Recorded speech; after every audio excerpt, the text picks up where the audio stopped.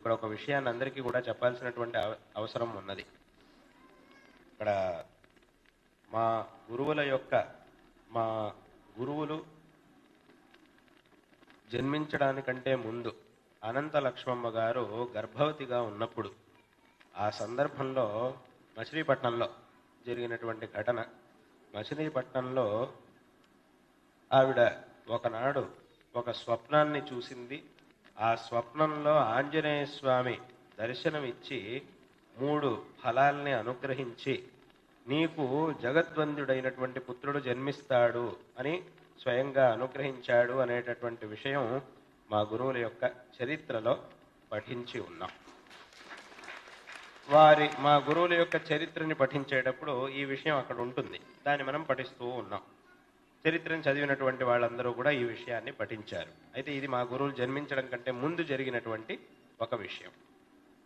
అయితే దీనికి ఒక ప్రత్యక్ష నిదర్శనం, ఆ ఆంజనేయ స్వామి యొక్క పరమానుగ్రహానికి ప్రత్యక్షమైనటువంటి ఒక నిదర్శనం ఏమిటి అనంటే, మా గురువులు 2012-13 సంవత్సరాల్లో ఇక్కడ యాత్ర చేశారు. ఆంధ్రదేశంలో దాదాపు 5-6 నెలలు యాత్ర చేశారు.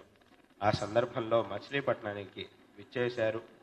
అక్కడ మచిలీపట్నంలో ఉన్నటువంటి మఠం శిష్యులు అందరూ కూడా ఒక ఆలోచన చేశారు. ఏమిటంటే, ఆ మచిలీపట్నం అనేది మా గురువుల యొక్క జన్మస్థానం కాబట్టి అక్కడ ఏ ప్రదేశంలో అయితే వారు జన్మించారో ఆ ప్రదేశంలో ఒక స్మారకాన్ని నిర్మించి, వారి యొక్క జన్మస్థానం కాబట్టి అక్కడ ఒక శంకర మఠాన్ని నిర్మించాలి అని ఒక సంకల్పం చేసి ఉన్నారు శిష్యులందరూ కూడా. చేసి అక్కడ ఆ ఇల్లు, ఏ ఇంట్లో అయితే వారు అవధాని గారు ఉన్నారో, నివాసం చేశారో, ఆ చోటుని కొని, ఆ ఇంటిని కొని, ఎందుకంటే అక్కడ ఉన్న ఆ ప్రాంతం అంతా ఇళ్లే, మొత్తం ఉండేది ఇళ్లే అక్కడ ఉండేది. ఆ ఇంటిని కొని తర్వాత అక్కడ శంకర మఠం నిర్మాణం పనులని ప్రారంభించారు.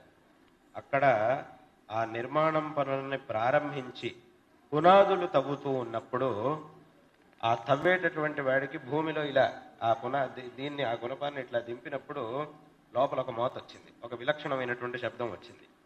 ఏమిటా శబ్దం అని అక్కడ తవ్వి తీసి చూస్తే అక్కడ ఒక ఆంజనేయ స్వామి విగ్రహం దొరికింది.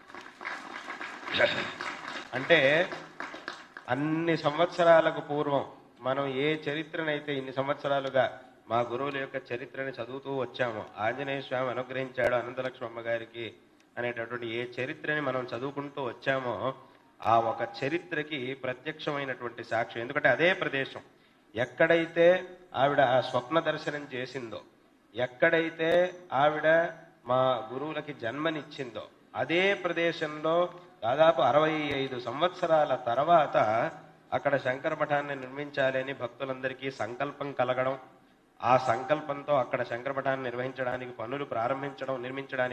పనులు ప్రారంభించడం, అప్పుడు ఆ పునాదుల్ని తవ్వడం, సరిగ్గా అదే సమయంలో ఆంజనేయ స్వామి బాలరూపి అయినటువంటి ఆంజనేయ స్వామి యొక్క మూర్తి, అదొక్కటి మాత్రం, ఇంక మళ్ళీ ఇంకేమీ లేదు, ఆ ఒక్క మూర్తి మాత్రం అక్కడ లభించడం. ఇదంతా కూడా అంటే అపై కాదండి, కొన్నేళ్ల క్రితం అక్కడ ఏదో గుడి ఉండొచ్చు, ఆ గుడి విగ్రహం ఏదో లోపల ఉండొచ్చు అని కూడా అనుకోవడానికి వీల్లేదు. ఎందుకు అనంటే ఆ ప్రాంతం అంతా కూడా చాలా ఏళ్ల నుంచి అక్కడంతా ఇళ్లే ఉండేది, ఇళ్ళు తప్ప గుళ్ళు లేవు అక్కడ, అటువంటి ప్రాంతం అది. కాబట్టి అటువంటి ప్రదేశంలో ఆంజనేయ స్వామి యొక్క మూర్తి అక్కడ లభించడం, దాన్ని మా గురువు గారికి నివేదించాం. అప్పుడు మా గురువుగారు ఒక మాట చెప్పారు, కాబట్టి ఇది చూస్తే ఆంజనేయ స్వామి లోపల ఉన్నాడు కాబట్టి ఆ చోటు ఆయనది, కాబట్టి ఆయనకే ఒక మందిరాన్ని అక్కడ నిర్మించి దాన్ని ప్రతిష్ఠ చేయండి అని మా గురువులు ఆదేశించారు. తదనుసారంగా ఒక మందిరాన్ని, అక్కడ ఉన్నటువంటి చోటుకు తగినట్టుగా ఒక చిన్న మందిరాన్ని నిర్మించి అక్కడే ఆంజనేయ స్వామి యొక్క ప్రతిష్టని కిందటిసారి అంటే 2018వ సంవత్సరంలో నేను మా గురువుల యొక్క అనుగ్రహంతో, అనుమతితో యాత్రను చేసినప్పుడు శ్రీశైలానికి వచ్చి అక్కడి నుంచి విజయవాడకు వచ్చాను. విజయవాడ నుంచి ఇక్కడ నరసరావుపేటకు వచ్చాను. ఇక్కడికి వచ్చి ఇక్కడ భీమలింగేశ్వర స్వామి వారి యొక్క నూతన దేవస్థానంలో ప్రతిష్టా కుంభాభిషేకాదుల్ని నిర్వహించి ఇక్కడి నుంచి కొప్పరానికి వెళ్ళి అక్కడి నుంచి మచిలీపట్నానికి వెళ్ళాను. ఆ మచిలీపట్నంలో ఈ ప్రతిష్టా కార్యక్రమాన్ని అప్పుడు నేను నిర్వహించి తదనంతరం అక్కడి నుంచి ముందుకు యాత్రని కొనసాగించాను. కాబట్టి ఈ కార్యక్రమం అప్పుడు జరిగింది. కాబట్టి అంటే ఇదంతా ఎందుకు చెప్పొస్తున్నాను అంటే, ఆ మాతృత పితృత శుద్ధ అనేటటువంటి ఆ దంపతుల యొక్క ఆ తపస్సు ఎటువంటిది, పరమేశ్వరుడి యొక్క ఉపాసన చేశారు అవధాని గారు. ఆంజనేయ స్వామి యొక్క విశేషమైనటువంటి భక్తితో ఆంజనేయ స్వామిని ఉపాసించింది ఆ మాతృశ్రీ అనంతలక్ష్మమ్మ గారు. ఇలా ఆ మాతృత పితృత శుద్ధ అనేటటువంటి ఆ లక్షణాన్ని మనం అంత స్పష్టంగా జగద్గురువులో చూడగలుగుతూ ఉన్నాం. ఇంకా శుద్ధ భావ జితేంద్రియ సర్వాగమానాం సారజ్ఞ, వారి యొక్క సర్వశాస్త్ర పాండిత్యం, మా గురువుల యొక్క సర్వశాస్త్ర పాండిత్యం అది ఇంకెక్కడా మనకి చూడడం అనేది కుదరదు. అటువంటి ఒక పాండిత్యం అతందరికీ చాలా మందికి తెలిసినటువంటి విషయమే.